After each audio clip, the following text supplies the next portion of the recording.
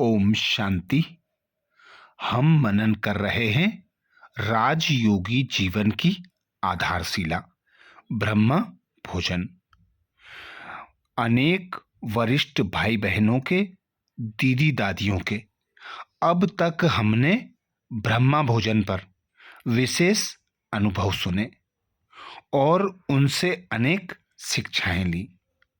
ब्रह्मा भोजन अर्थात ऐसा पवित्र भोजन, ऐसा भोजन जिसके लिए देवी देवता भी तरसते हैं।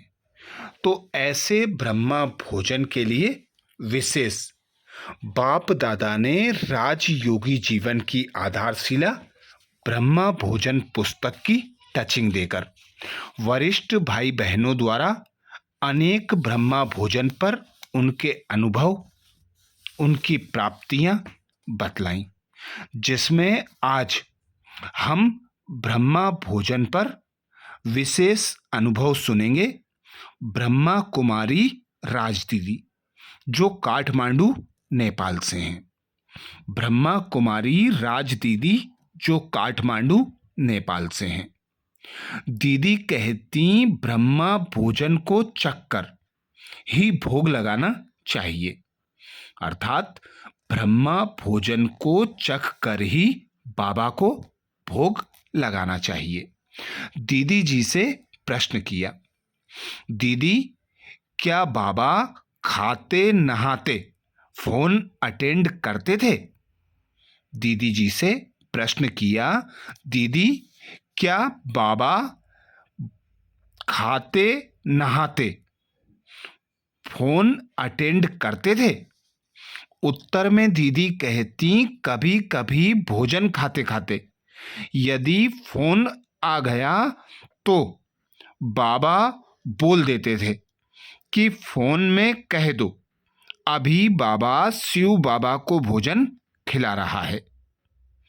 कभी बाबा के नहाने के टाइम फोन आता था तो बोलते थे, अच्छा ईसु बच्ची उसको बोल दो बाबा शिव के ऊपर पानी की लोटी चढ़ा रहा है। बाबा कहते, अच्छा ईसु बच्ची उनको बोल दो बाबा शिव के ऊपर पानी की लोटी चढ़ा रहा है, अभी तो बाबा बात नहीं कर पाएगा। अगला प्रश्न दीदी जी से, दीदी ब्रह्मा भोजन के प्रति परिस्थिति देखकर बाबा श्रीमत देते हैं, इसका कारण बताइए। दीदी ब्रह्मा भोजन के प्रति परिस्थिति देखकर बाबा श्रीमत देते हैं, इसका कारण बताइए।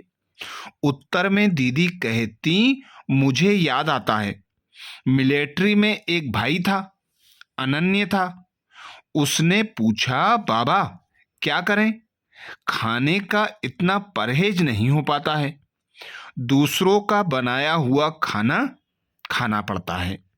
बाबा ने कहा, बच्चे ऐसे करो डबल रोटी को दृष्टि देकर खा लो, कुछ नहीं होगा।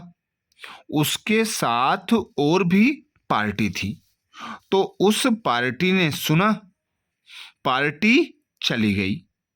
उसमें जो 10-12 भाई बहनें थे वे जा करके डबल रोटी बाजार से मंगा करके दृष्टि देकर खाने लगे। वहां की टीचर बहन ने बाबा को पत्र लिखकर भेजा कि बाबा ये 10-12 लोग भी ऐसा कर रहे हैं। बाबा ने पत्र भेजा कि ये सब भागंती हो जाएंगे, ऐसे अन्न का इनके मन पर प्रभाव पड़ेगा।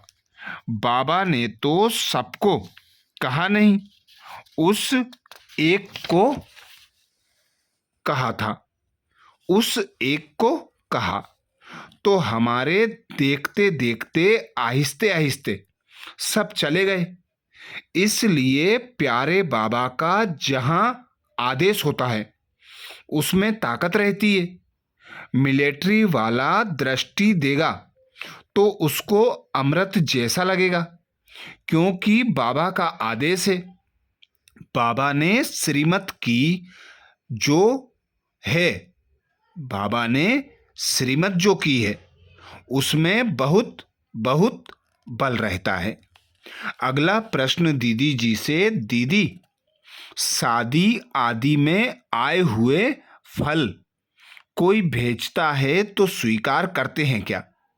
दीदी जी से अगला प्रश्न, दीदी शादी आदि में आए हुए फल कोई भेजता है तो उसको स्वीकार करते हैं क्या? उत्तर में दीदी कहती, एक बार एक बांधेली माता के बेटे की शादी हुई। वह यज्ञ की बहुत स्नेही थी। वो टोकरी भरकर संतरे ले आई। मैंने दीदी चंद्रमणि को कहा, दीदी मीरा संतरे लेकर आई है, इसका क्या करें? दीदी ने बोला, अच्छा रख दो। हमने रख दिए। शादी के घर से आए थे तो हम लोगों का खाने के लिए इतना ध्यान नहीं गया। 6 दिनों के बाद मैंने चंद्रमणि दीदी को बोला, दीदी उस दिन के संतरे पड़े हैं, उनका क्या करें? दीदी ने कहा, कितने दिन हो गए?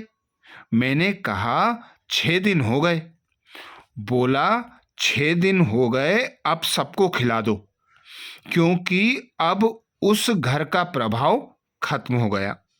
मेरे को भी अच्छा लगा। ओहो, जो यज्ञ में आया स्वाहा, वह अच्छा हो जाता है। फिर सबको खिला दिए।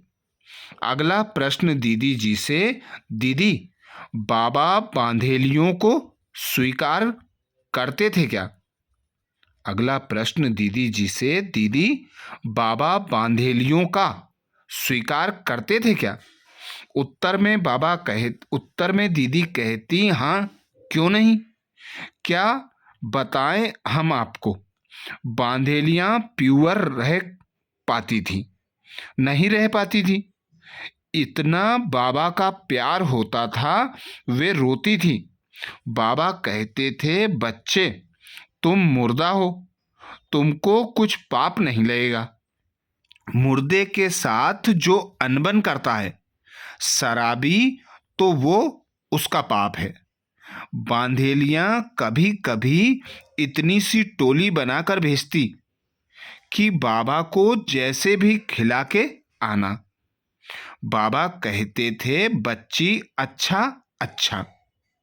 बाबा ने तोड़ के खाई, जाकर सुनाते थे, रो रो कर सुनती थी। बाबा ने देखो हम लोगों को पतितों को गोद में बिठाया है, पावन बनाया है। बच्चे बच्चे करके घृणा नहीं की ना। अगला प्रश्न दीदी जी से, दीदी बाबा को भोग लगाए बगैर खाना नहीं चाहिए, लेकिन कभी कभी मुरलियों में सुनते हैं कि बच्चों ने बिना टेस्ट किए मेरे को भोग लगा दिया।